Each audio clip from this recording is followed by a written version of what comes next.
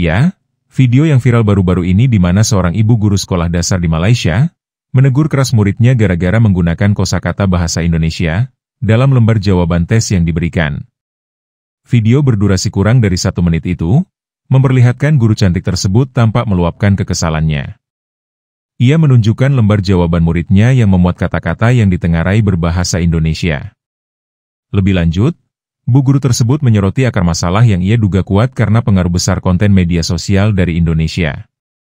Menurutnya, terlalu banyak konten dari Indonesia yang mungkin dikonsumsi murid-muridnya, hingga mempengaruhi penggunaan bahasa mereka.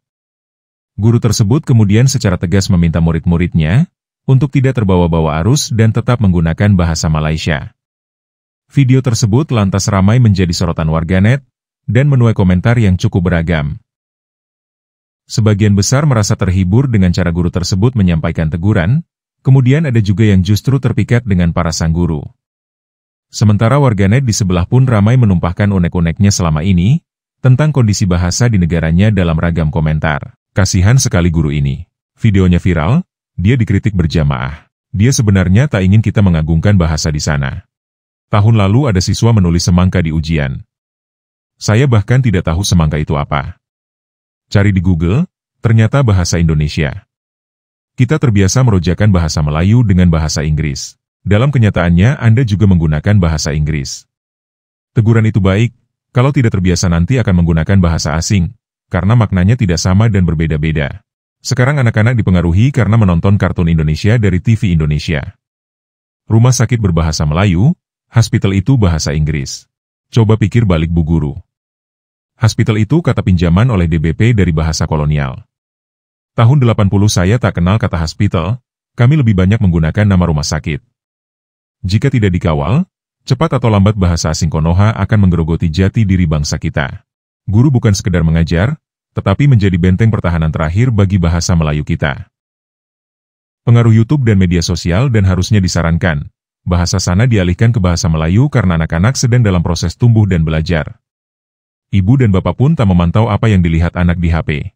Biarkan saja, lalu anaknya yang kebingungan, nanti dibilang guru tidak mengajar.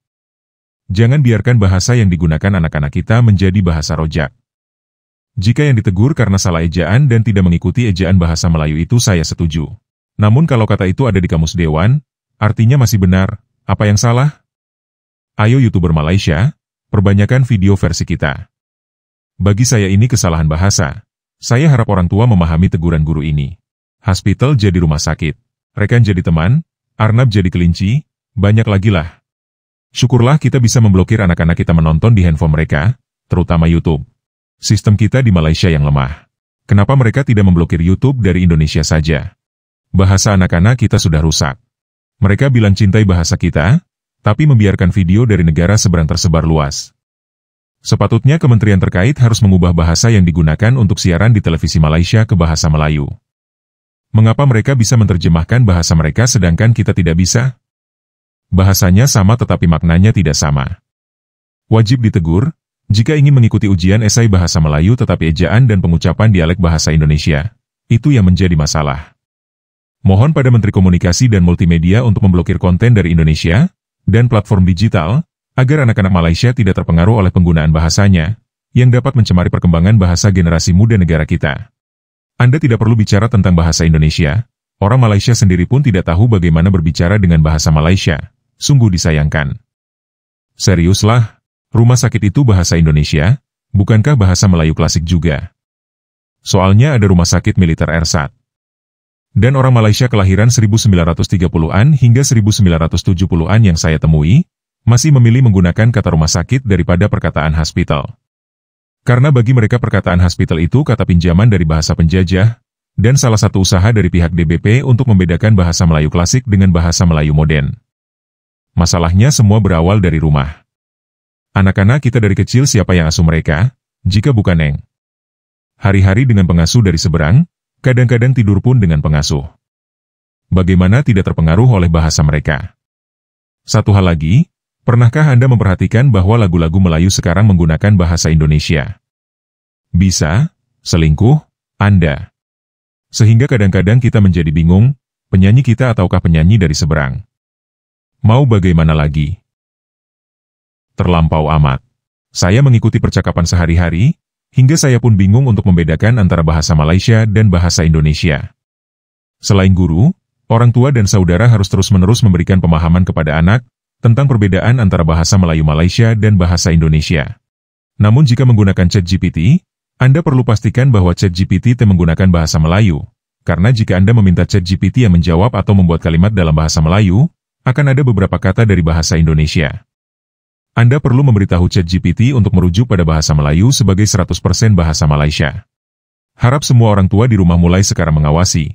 Jangan hanya berharap pada guru. Kalau nasi sudah jadi bubur percuma saja. Untung saja ada guru yang bersuara terkait hal ini dan menjadi viral. Sesungguhnya kita telah dijajah Indonesia. Saya dukung guru ini.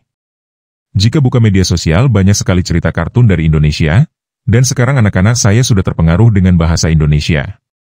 Bicara pun dengan bahasa Indonesia. Kadang-kadang saya tegur kenapa menggunakan bahasa Indonesia bukan bahasa Melayu Malaysia. Itu menunjukkan bahwasannya bahasa Indonesia lebih baik dari bahasa Malaysia. Faktanya bahasa Indonesia sudah masuk dalam bahasa yang dipakai di peringkat antara bangsa. Terima sajalah, oke. Merusakkan bahasa Melayu. Konoha sebutan ABCD pun gagal. Bila merantau di negara orang buat menyusahkan saja. Yang Anda ingin salahkan Konoha nih memangnya kenapa? Orang Malaysia sendiri yang bicara dengan bahasa mereka di seberang, tapi mau salahkan Konoha pula.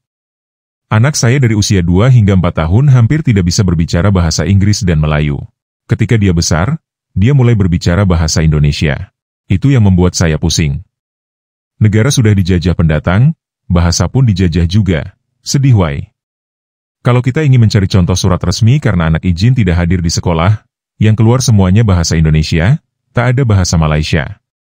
Marah saja Bu Guru, termasuk anak saya.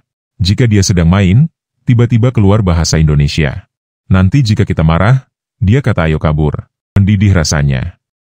Orang tua juga harus ikut berperan, bahasa Malaysia sudah dirusakkan oleh bahasa asing, terutama bahasa Indonesia. Pantaulah anak masing-masing sebab konten animasi kebanyakan dari sana, subtitle konten orang putih pun ada bahasa Indonesia. Terkesan media sosial dikuasai oleh orang dari negara Indonesia. Buruk benar konten bahasa Indonesia di YouTube. Betul tuh Cikgu, sudah parah anak-anak sekarang, lebih memilih bahasa Indonesia sebagai bahasa komunikasi di kalangan mereka. Rakyat Malaysia gunakanlah bahasa Malaysia, kenapa mau gunakan bahasa Konoha yang tidak ada ketentuan? Dari beberapa komentar yang coba kami terjemahkan, terlihat ada sesuatu yang aneh pada warga sebelah, ketika warganya menggunakan bahasa Inggris atau merojakan bahasa Inggris dan Melayu, seakan itu dimaklumi. Mereka juga yang menggaungkan bahasa Indonesia adalah bagian dari bahasa Melayu, dan mereka juga yang berusaha keras dengan menggandeng Indonesia, untuk menjadikan bahasa Melayu sebagai bahasa kedua ASEAN, melalui seminar, simposium dan forum-forum bahasa antar negara. Tetapi di saat warganya menggunakan bahasa Indonesia, mereka juga yang meradang. Nah, sebagaimana yang pernah kami katakan pada video kami sebelumnya, bahasa memang identitas bangsa. Namun bahasa bersifat dinamis, di mana bahasa terus berubah dan berkembang seiring waktu. Bahasa menyesuaikan diri dengan perubahan budaya dan kebutuhan masyarakat. Namun demikian hal yang utama, adalah wajib tetap mempertahankan bahasa asal sebagai jati diri dari suatu bangsa dan negara.